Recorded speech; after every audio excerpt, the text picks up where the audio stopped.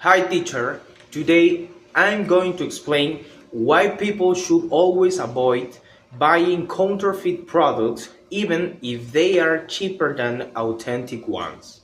First, counterfeit products should be avoided because they are usually made with low quality materials and safety standards may not be followed.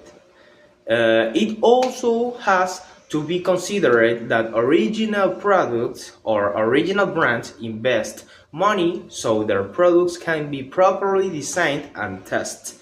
When fake products are bought, companies may be affected and illegal activities might be supported.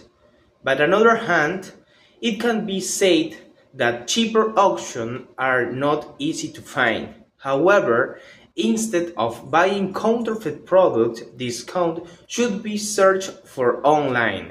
For example, a specific day such as Black Friday should be considered because many brands and new products can be bought at similar prices to counterfeit ones.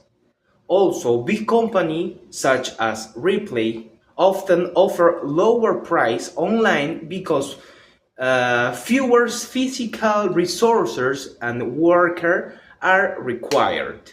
And this way, money can be saved without supporting illegal practice.